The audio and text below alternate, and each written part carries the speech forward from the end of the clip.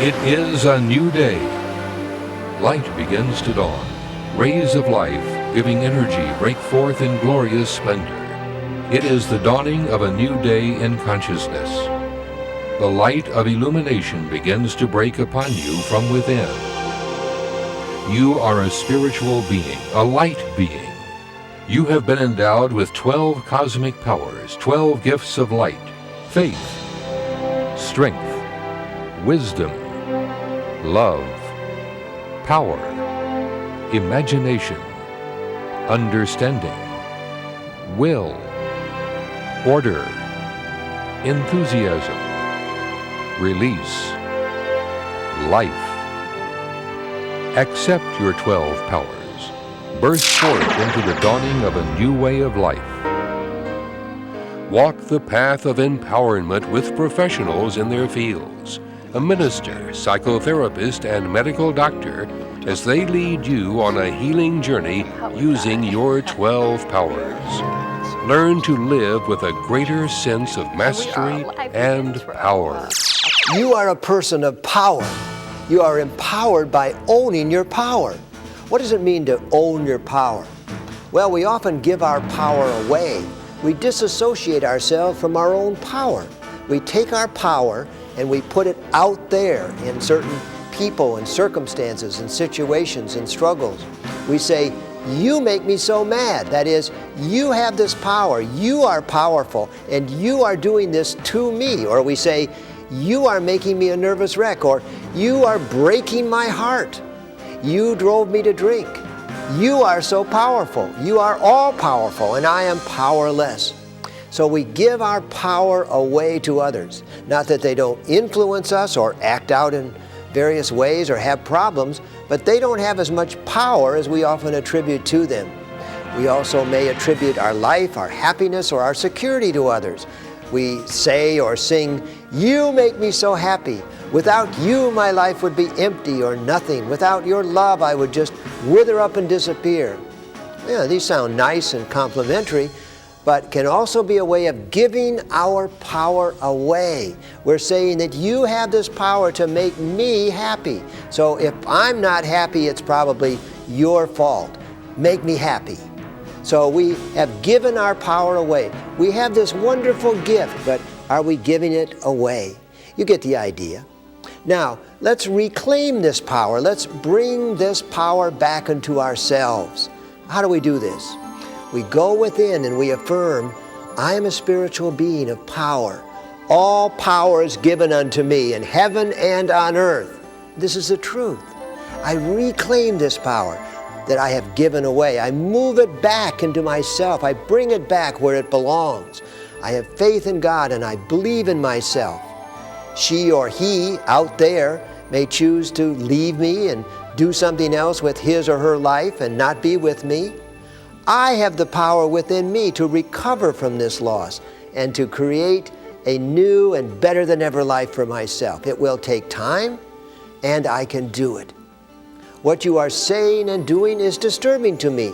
I will let you know how I feel, honestly, and I will seek a resolution or a solution that works for both of us. You are a person of power. So reclaim your power. No, I am alive. I will survive. I have the power within me to succeed. Divine order. I can recover from this setback. I can share my life and love and power. Our thoughts and words, friends, have power. So use your power constructively. Have you ever considered carrying a weapon? Most of us have not. Although we don't often think of it as such, we all carry a kind of sword or knife with us all the time. It's our tongue and voice. We often refer to someone as having a sharp tongue because he or she may cut someone down with his or her words. Have you ever known someone like this? I've been the recipient of a tongue lashing, and it's awful to feel cut to shreds by someone's harsh words and criticism. If you take the S off of sword and put it at the end, you have words. Perhaps if we remember the sword and the power we wield with our words, We'll be more conscious of the impact that it has on our lives and the lives of those around us. Lies, manipulations, half-truths, gossip, sarcasm, belittling, all of these comments poisoning the well of friends or family are all destructive uses of our power. So remind yourself daily to choose your words with care and consideration, for they literally carve out your life. Choose words that are truthful and helpful, appreciative, thoughtful, kind, constructive, and encouraging. Most of the time, it's our words spoken in haste that get us in trouble. It's so tempting to just let our anger explode, especially if we feel the other person really deserves it. While David and I traveled across the country on a book tour, we lived in the simple comforts of a 24-foot travel trailer. One day in San Diego, we were rushing to make an afternoon book signing at a local mall, and we didn't drop off the trailer at the RV park, so it was a little tricky maneuvering it through the parking lot. We always had to remember the height of the trailer. We were passing beneath these markers indicating height restrictions in the lot. I warned David that we're not going to clear the height bars, but he insisted we would. And I became very anxious, and I said, no, stop, please, and warned him again that the trailer was not going to clear the bars. But he insisted and continued driving forward until we heard the tearing of metal and a loud crash like a can opener. The bar peeled back a huge hole in the top of the trailer, and the air conditioner lay in shambles. I was ready to blow my top because he'd refused to listen to me. He didn't hear my warnings, and I felt like giving him a tongue lashing about how could he be so bullheaded he destroyed the trailer. And then, in that moment, as I looked at him, beyond my own upset, I could see the anguish and the sadness all over his face. And I put my arm around him, and I comforted him, and I reassured him that the trailer was repairable, and we'd get it fixed. And I spoke words of comfort and care at a time when it was least expected. We've all made serious errors, done foolish or stupid things, damaged cars and belongings, lost things, goofed up, been stubborn, made dumb choices. And often we spend a great deal of time chewing someone out or chewing ourselves out in some situations. This can go on for years. And the sword of truth that we all wield, the words that we speak, can help sculpt our lives. We must learn to use the sword wisely and with great care. As Galen has just shared, we sure do express power by way of our voice. And this is possible because of our larynx, or our voice box, here in the throat. Inside our larynx, as we can see on this model, are the two vocal cords. And when we breathe out and we pull these vocal cords together, they vibrate and they create sound. And then that sound rises up into the resonating chambers of our throat and our mouth and our sinuses. And then we articulate specific words using our lips and our teeth and our tongue. Now, when we talk about power in speaking, what we're really saying is that we have to find our voice. And this is what my dear friend Susan had to do in her marriage, because she felt that she had no voice in this marriage. Her husband dominated her, talked down at her, put her down, and she took this because she felt inadequate and powerless. She got angry sometimes, but usually she would choke that anger back in her throat. She'd swallow it. And as a result, she developed a sore throat, a severe sore throat, 4 to 6 times a year. And several times she developed laryngitis and actually lost her voice. Now, eventually she did get up the courage, and she went to her husband and she said, look, I want to have an open, equal, loving exchange with you to talk these things over. And at first he said, no, I don't want to do that. And so she pushed forward and she said, you're the problem. You need to change. Well, you can imagine how well that worked. But eventually she pulled back. She focused on herself. She reclaimed her own power. She found her own voice. And in her meditation, she blessed the good within her husband. And she called upon a higher power to work the changes through both of them that she so desired for her marriage. And he did change. It took several months, but he opened up, and of his own free will, he decided to go into marriage counseling with her. And there they solved their mutual power problems, and they learned new and healthier, more loving ways to talk with one another. So what do you think happened with her throat?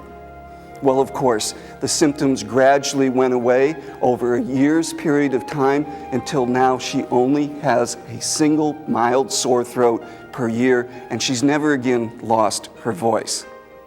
So what are the lessons that Susan learned that we can also follow? Well, first of all, we always must remember we do have the power to find our voice and to heal our throat and our voice box. Number two, we can only change ourselves. We don't have that power to force someone else to change unless they make this decision to do so. And three, no one can have power over us unless we give that power away to them. And four, if we call on a higher power, then we're at our most powerful. Then we can bring forth the results that we're really looking for. In the beginning was the Word. In all spiritual pathways around the world, power is expressed in word, song, and dance. In Hinduism and Buddhism, the sacred syllable Om was the first sound out of which the rest of the universe was created. Buddhist monks, Catholic priests, and shamans the world over chant to bring forth the power of spirit. Sufis, Shakers, and Native Americans all dance to induce an altered state of consciousness that evokes the higher power. As with all of our powers, we may use our power faculty in healthy or harmful ways. We may use our power rightly, or we may abuse or misuse it. So how do we use our power? What can we do to use our power in positive ways? Well, let's look at it. Let's see how you do. I've picked out things that are common to all of us. Try to oppress or control or manipulate others, or empowering others to be themselves. Trying to be a big shot or top dog, or ideals of true service. Inner confidence and self-respect. Trying to feel superior to others, like my goodness depends on your badness. Or feeling unique in some ways, but not better or worse than others. Enjoying diversity. Do we do power trips and power games like my daddy is bigger than your daddy, or all the variations of that game? Or do we have humility and mutual respect and practice peace? Don't have to prove how powerful I am. How about finding fault with others, lording it over them, looking down our nose at them? Or do we practice redemptive help, not gloating over others' difficulties? What happens when they make a mistake? How about power struggles, or the old win-lose set, being competitive? Or do we practice power sharing, a win-win mindset, being cooperative? The old might makes right, the Machiavellian thing, authoritarian, and we can't admit mistakes when we feel that way. Or how about right makes might? Authority comes from our inner spirit. Well, how did you do? We all have these things to meet in terms of the use of our power. So let's look at the positive use of our power rather than the abuse or misuse of our power. How many times have you taken a walk in order to work something out? Perhaps you've taken a brisk walk to cool out after an upsetting argument, or to avoid a fight. There's a great wisdom and power in moving our arms and legs to throw off that excess kinetic energy in order to calm ourselves and to think more clearly. In the Buddhist tradition, walking with a sense of mindfulness is a spiritual practice. Thich Nhat Hanh, author of Peace is Every Step, has helped thousands of people in the West to understand and practice walking meditation. Originating in China, Tai Chi is another centering process that involves gentle flowing movement of the arms and legs and body in order to bring forth greater balance and harmony.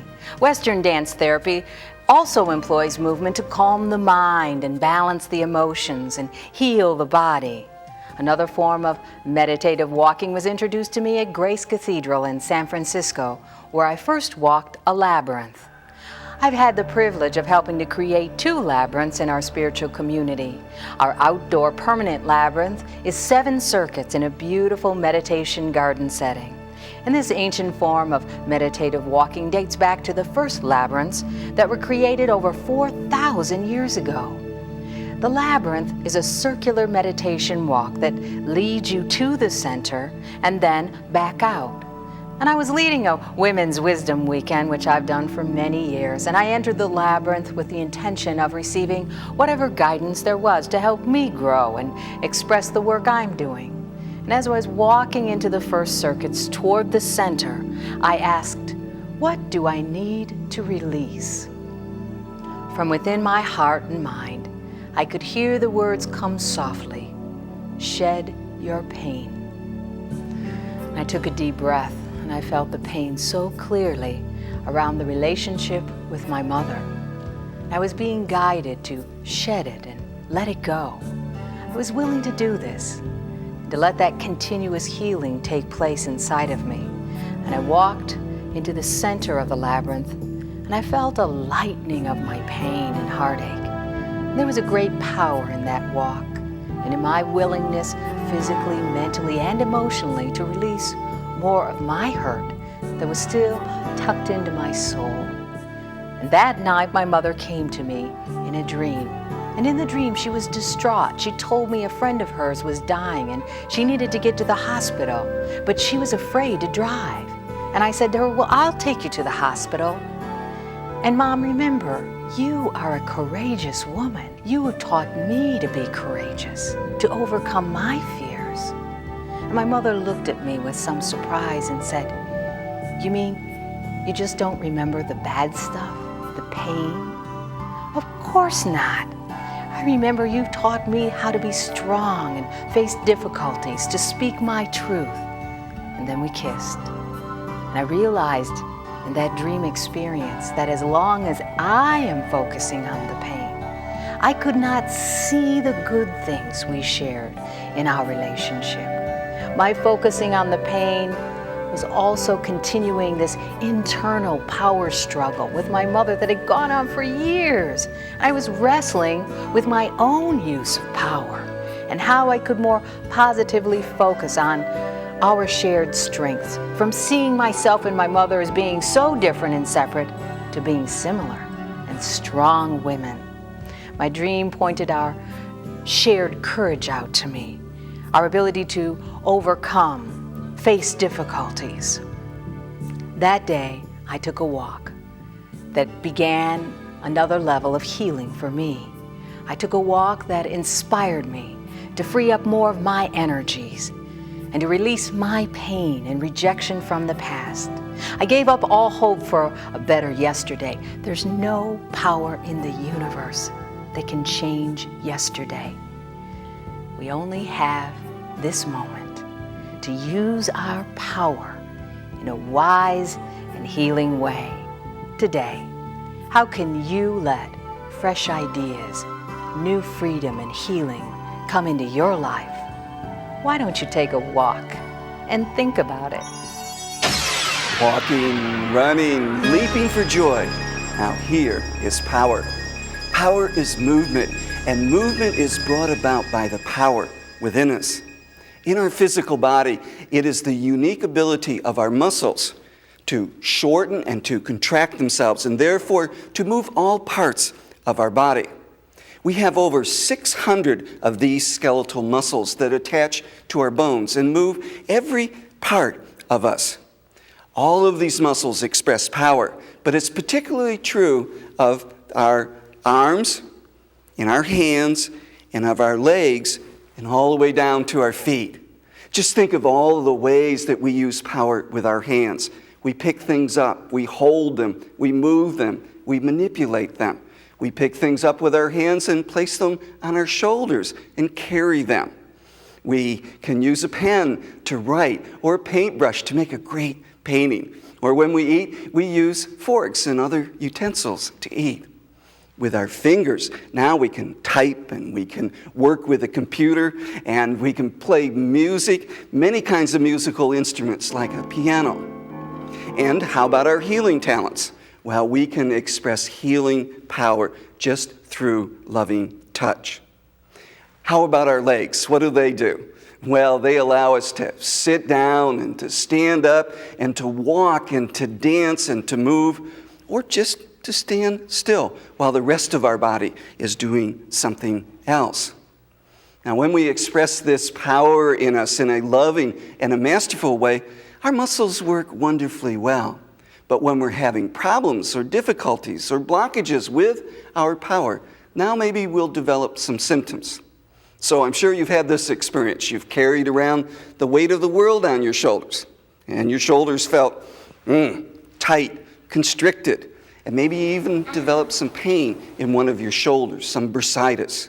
Or maybe you had trouble holding on or grasping something, or maybe you were manipulative and you put people down, held them under your thumb.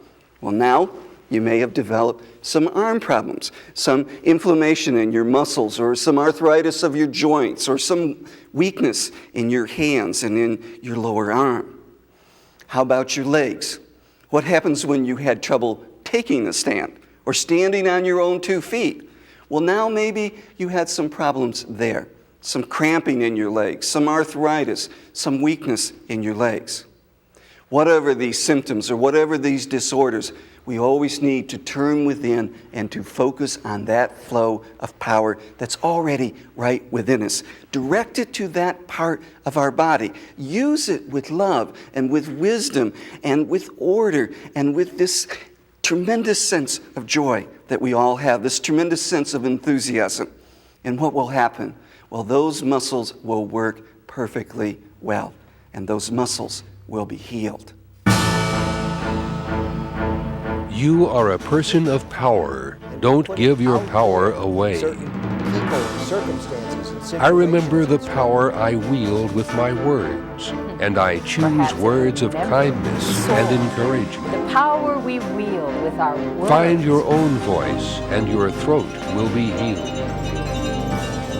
I use my power to empower others. I share power empowering cooperatively. others to be themselves. I am mindful of my power and grace as I walk through my life. I have the power to handle all the challenges in my life. I can take a stand for what is right. We move them. We manipulate them. It's important, Robert, that we be able to also assert our power when someone may be hurting us or saying or doing something to us that isn't right or disturbing us. It would be as if you were stepping on my toe and I didn't say anything and it hurts and I just keep going on. Well, maybe you'll get the idea that he's on my toe. Gee, I wish he'd get off my toe. I could think all these thoughts, but until I say, hey, Robert, you're on my toe. Get off. Then you don't know that you're hurting me. Right. And we need to be able to say that. We need to be able to assert our power in a positive, healthy way by saying to someone, hey, you're hurting me. Stop that. Please don't do that to me anymore. And that's a very powerful way to use our power to help ourselves, to heal ourselves. It sure is. And I need to be more aware that I'm stepping on you in some way, either physically or emotionally or mentally. And really, I want to reach out with power to uplift you and to help you and to touch you with love. So let's do a little of that All right right. now. So I can just tune in and feel this love power, this higher power come through, just this transfer of power. Or I can do some massage work here in the neck, one of my favorite places to work. Or to do some pressure point therapies Yeah, right there. Yeah. Or then to work out here in the auric field. All of these are ways to help and to heal with our hands, to use our power to uplift. And this is the whole lesson, to heal with love, to use our power with love. The power is in you and in me. The power is always present. It's like the energy or current in an electric line. It's flowing right up to the switch in the lamp, and I have to turn the switch on to access the flow of power. I can complain about the lack of light. I can stumble around and injure myself. I can make do. I can curse the lamp. I can feel inadequate to turn on the switch. I can blame others for not providing more light for me. And I can learn to turn the light on, and I can do it. The power is already present. It's waiting, it's active, it's ready, it's willing to be expressed, to be transformed from invisible electricity into useful, helpful light for me and others. Let your light shine. The power is in you.